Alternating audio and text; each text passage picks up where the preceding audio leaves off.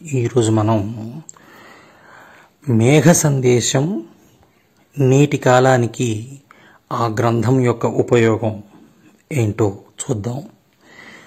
ముందుగా సంస్కృత సాహిత్యంలో ఎందరో మహాకవులు, వారందరిలోకి కవికుల గురువుగా, మహాకవిగా, సాక్షాత్ సరస్వతి స్వరూపునిగా ఖ్యాతి గడించినటువంటి మహాకవి కాళిదాసు యొక్క స్థానం అద్వితీయం, అమోఘం. అటువంటి మహాకవి చేత వ్రాయబడినటువంటి ఖండ కావ్యం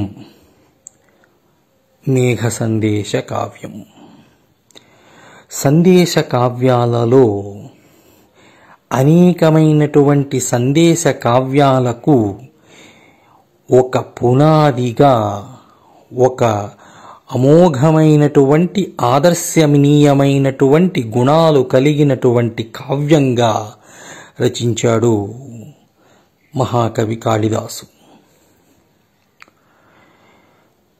మహాకవి కాళిదాసుకు మరి ఈ సందేశ కావ్యాన్ని రచించాలి అనేటువంటి ఒక తలంపు ఎక్కడి నుంచి వచ్చింది అంటే, దానికి బీజరూపంగా వాల్మీకి మహర్షిచే రాయబడినటువంటి శ్రీమద్ రామాయణంలో ఉన్నటువంటి హనుమత్ సందేశాన్ని ప్రాతిపదికగా చెప్తారు.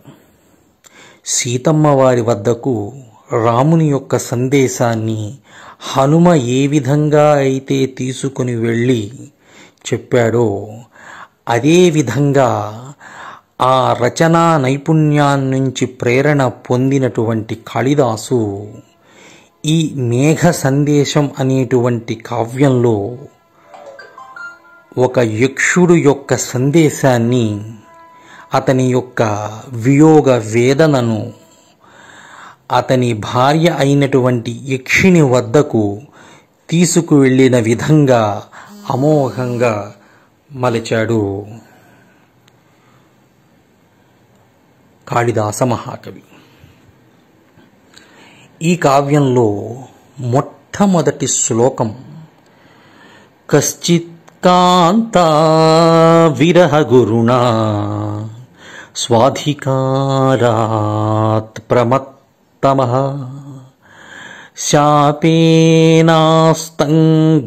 మహిమా వర్షభోగేన భర్తుః యక్షశ్చక్రే జనకతనయా స్నానపుణ్యోదకేషు స్నిగ్ధఛాయా తరుషు వసతిం రామగిర్యాశ్రమేషు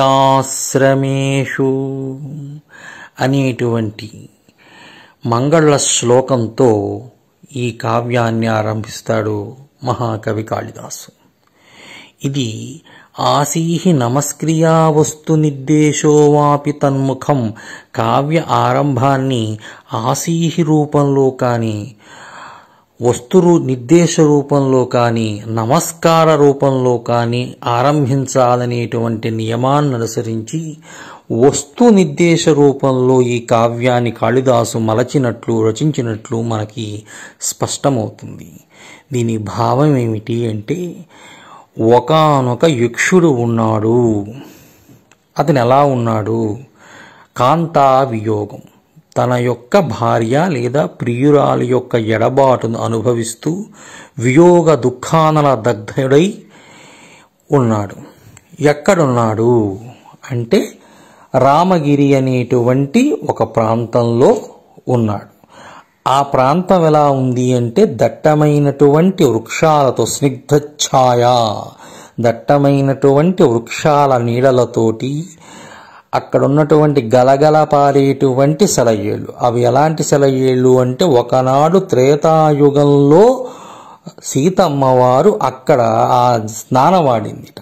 అటువంటి సెలయేళ్ళు ప్రవహిస్తున్నటువంటి ప్రాంతంలో ఒక ఆశ్రమం, ఆ ఆశ్రమం పేరు రామగిరి. అంటే రామాయణ కాలం నుంచి ఉన్నటువంటి ఆశ్రమం అంటూ మనకు ఆరంభిస్తాడు కాళిదాస మహాకవి.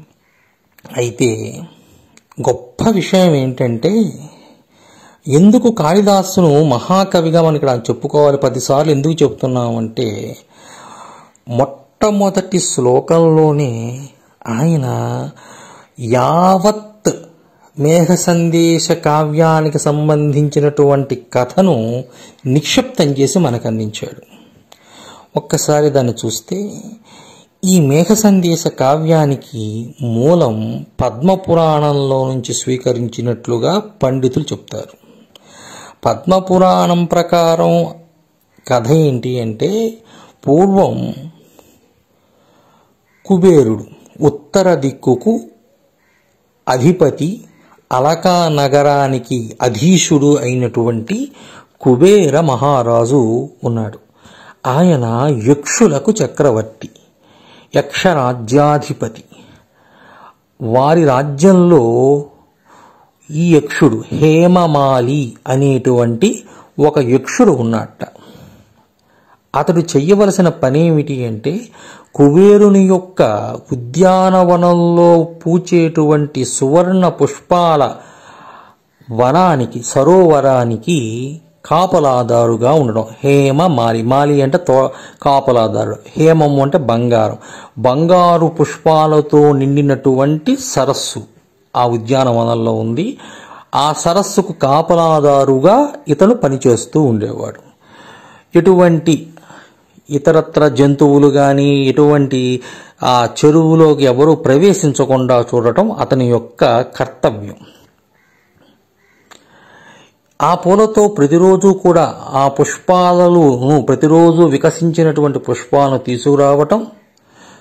కుబేరుడు శివభక్తుడు కనుక అలకాధీశుడైనటువంటి ఆ కుబేరుని అంతఃపురంలో ఉన్నటువంటి శివ మందిరానికి ఆ సువర్ణ పుష్పాలను ప్రతిరోజు తీసుకువెళ్ళి అప్పగించటం ఇతని యొక్క విధి, కర్తవ్యం. అయితే ఈ హేమమాలికి విశాలాక్షి అనేటువంటి ఒక సుందరమైనటువంటి యక్షినితో వివాహమైంది. కొత్తగా వివాహం కావటం చేత శృంగార పరవశ వివశుడై, భార్యామోహితుడై, తన కర్తవ్యాన్ని కూడా మరచి విధి నిర్వహణలో లోపం చేసి ఆ రోజు ఇంటనే భార్యతో సరస సల్లాపాలలో మునిగి తన యొక్క విధిని మరచిపోయాడు హేమమాలి. అయితే విధి చాలా బలీయమైనది. కాలోహి దురతిక్రమః కాలోహి కుటిలాగతి అని శాస్త్రం అంటుంది. కాలం కలిసి రానప్పుడు తాడే పామై కరుస్తుందన్నట్లుగా ఖచ్చితంగా ఏ రోజైతే ఇతను తన విధి నిర్వహణల లోపాన్ని, అలక్ష్యాన్ని, నిర్లక్ష్యాన్ని ప్రదర్శించాడో అదే రోజు ఎక్కడి నుంచో ఒక మదపు టేనుగు ఆ అంతఃపురంలోకి ప్రవేశించి కాపలాదారుడు లేని కారణంగా ఆ బంగారు తామర పుష్పాలున్నటువంటి సరస్సును చిందరవందర చేసి ఆ తామర పూలన్నిటినీ నేలకి వేసి కొట్టి నాశనం చేసి ఆ చెరువును వెరలిపోయింది.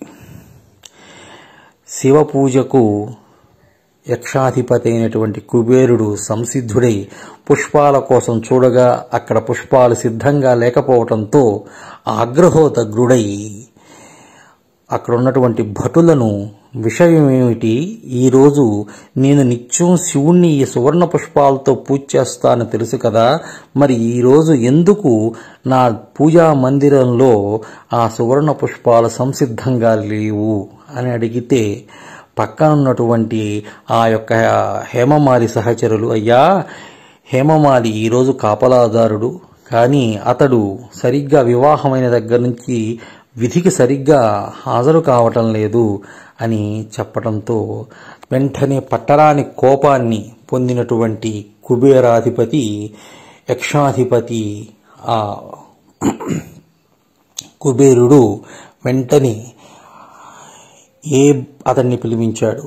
హేమమాలి చేతులు కట్టుకుని వినయంగా నిలబడ్డప్పుడు, నీవు చేసింది అపరాధం, స్వామి అంటే యజమానికి నీవు తీరనటువంటి ఆజ్ఞను ధిక్కరించి విధి నిర్వహణను, కర్తవ్యంలో అలసత్వాన్ని ప్రదర్శించిన కారణంగా ఏ భార్యామోహితుడువై నీవు నీ యొక్క కర్తవ్యం పట్ల విముఖతను, నిర్లక్ష్యాన్ని ప్రదర్శించావో ఆ అనురాగాన్ని ప్రదర్శించేటువంటి భార్యకు నీవు 1 సంవత్సరం కాలం పాటు దూరంగా ఉంటావు. అంతేకాదు, ఇక్కడ ఉండవు. నీవు నీ సమస్త శక్తులను పోగొట్టుకొని భూలోకంలో పడి ఉందువుగాక. 1 సంవత్సరం కాలం పాటు ఆ వియోగ బాధను అనుభవింతువుగాక అని చెప్పించాడు. ఆ శాప కారణంగా హేమమాలి తన సర్వశక్తులను కోల్పోయి భార్యకు దూరంగా రామగిరి అనేటువంటి ఆశ్రమంలో భూలోకానికి వచ్చి రామగిరి ఆశ్రమంలో పడి ఉన్నాడు. ఇది కథ. అయితే ఈ కథలో ఎక్కడా కూడా కాళిదాసు హేమమాలి అనేటువంటి పేరును ప్రస్తావించల. కశ్చిత్ కాంత, ఒక్కడుండేవాడు, ఒక యక్షుడుండెను అన్నాడు. ఒక యక్షుడు అంటే అతనికి పేరేమిటి అంటే మనం పద్మపురాణం చూస్తే గానీ తెలియదు. మరి కాళిదాసు ఎందుకు అతని పేరును ప్రస్తావించలేదంటే ధర్మశాస్త్రం ఒకటి చెప్తుంది. యజమాని యొక్క, ప్రభువు యొక్క, గురువు యొక్క ఆజ్ఞను ధిక్కరించినటువంటి వాడు పరమధూర్తుడు. ధూర్తుల యొక్క పేర్లను సైతం పలకరించటం మహాదోషం అవుతుంది. ఈ ధర్మశాస్త్రాన్ని ఎరిగినవాడు కనుక కాళిదాసు ఎక్కడా కూడా అతని పేరుని ప్రస్తావించకుండా ఒక్కడున్నాడు యక్షుడు అని మాత్రమే చెప్పాడు. అయితే మరి యక్షుడు నిజంగా తప్పు చేశాడు కనుకనే పశ్చాత్తాపంతో తల వంచుకొని ఇక్కడ భూలోకానికి వచ్చేశాడు. అంతేకాని అయ్యో నేనేం తప్పు చేశానండి, ఇంత చిన్న తప్పుకి అంత శిక్ష అని ఆయన వాదించల. ఎందుకు? ధర్మలోపాన్ని తాను చేశాడు కాబట్టి శిక్షకు అర్హుడే కాబట్టి శిక్షను అనుభవించటానికి భూలోకానికి వచ్చేశాడు. అలాగే కుబేరుడు కూడా ఎంత ధర్మబద్ధంగా శిక్షించాడంటే అధికారం నీ చేతిలో ఉన్నది కదా అని చెప్పేసి తీవ్రమైన దండనలు మన క్రింద మనల్ని నమ్ముకొని పనిచేస్తున్నటువంటి సేవకులపై ప్రదర్శించరాదు. అలా ప్రదర్శిస్తే అర్థశాస్త్రం ఒకటి చెప్తుంది, తీవ్రమైనటువంటి దండన విధిస్తే ప్రజలలో ఒక రకమైన భయోత్పాతాలు జరిగి ఏమవుతుంది అంటే విప్లవం పుడుతుంది. పోని అసలు మృదండం అంటే ఎంత తప్పు చేసినా చిన్న చిన్న శిక్షలు వేస్తే సమాజంలో మాశ్చర్యం ఉద్భవించి ఏముంది, ఏ తప్పు చేసినా రాజుగారు ఏమంటారు కాబట్టి విచ్చలవిడితనం పెరిగిపోయి పెద్ద చేప చిన్న చేపను భక్షించినట్లుగా బలవంతులు బలహీనం శిక్షిస్తారు. కాబట్టి సమదండన విధించాలి అంటుంది అర్థశాస్త్రం. అట్లాగే ఇక్కడ కూడా ఖచ్చితంగా అతనికి తగిన శిక్షే వేశాడా కుబేరుడు? మరి ఏదో కొత్తగా పెళ్ళయింది, ఒక తప్పు చేశాడు, దానికే అంత శిక్ష వెయ్యాలా అంటే కుబేరుడు విధించిన శిక్ష ఎంత సముచితంగా వేశాడు అంటే మనకు బాధ కానీ నొప్పి కానీ ఎప్పుడు తెలుస్తుంది అంటే మనం ఒక తప్పు చేసినప్పుడు ఏ వస్తువు మీద ఇష్టమై చేశామో ఆ వస్తువును దూరంగా పెడితే ఆ యొక్క బాధ కష్టం తెలుస్తుంది. ఇక్కడ కుబేరుడికి అత్యంత ప్రీతిపాత్రమైనటువంటి సువర్ణ పుష్పాలతో శివ పూజించటం. మరి శివ పూజకు ఆ రోజు తాను దూరం అయ్యాడు. అతను ఎంత బాధపడ్డాడు. కాబట్టి అటువంటి బాధ అటువంటిది తెలియని చెప్పే విధించాడు తప్పితే అతని మీద కక్షగట్టో లేదా తన యొక్క ప్రభు స్వామ్యాన్ని అధికార మదాన్ని చూపించాలను కుబేరుడు ప్రవర్తించలేదు. కేవలం 1 సంవత్సర కాలం పాటు. అంటే ఆ 1 సంవత్సర కాలం పాటు ఎందుకు అంటే కేవలము సంసారం అంటే కామంతోనే ప్రవర్తించడం కాదు, శృంగారమే కాదు, జీవితం చాలా ఉంది, నీవు తెలుసుకోవాల్సినవి, ఇంకా వృద్ధిలోకి రావాల్సిన వాడివి, యువకుడివి. కాబట్టి ఈ విషయాన్ని నీకు తెలియాలంటే యక్షలోకంలో ఉంటేది సాధ్యపడేది కాదు. కాబట్టి నీకు ఇది కాకుండా మరింత ఉన్నతమైన స్థితికి నువ్వు చేరాలంటే కొంత కష్టపడాల్సింది అంటూ అతను అడగల నాకు సంవత్సరం విధించండి, 2 సంవత్సరాలు 6 నెలలు వేయండి అని. ఆయనంతా ఆయన 1 సంవత్సర కాలం మాత్రమే విధిస్తున్నాను అన్నాడు. ఎందుకు అంటే ఈ 12 నెలల కాలంలో మనిషిగా తాను మరింత పెరుగుతాడు అనేటువంటి ఉద్దేశ్యంతో సమమైనటువంటి దండన విధించాడు కుబేరుడు. ఎక్కడికొచ్చి పడ్డాడు? రామగిరి ఆశ్రమేషు. వాస్తవంగా రామగిరి అంటే ఏమిటి? అక్కడ అరణ్యవాస సమయంలోట ఆ ప్రాంతాల్లో ఆ కొండ మీద సీతారాములు అన్యోన్యంగా తిరిగారట. అలా సీతారాములు నడయాడినటువంటి పరమ పవిత్రమైన ప్రదేశం కనుక అది రామగిరి అయింది.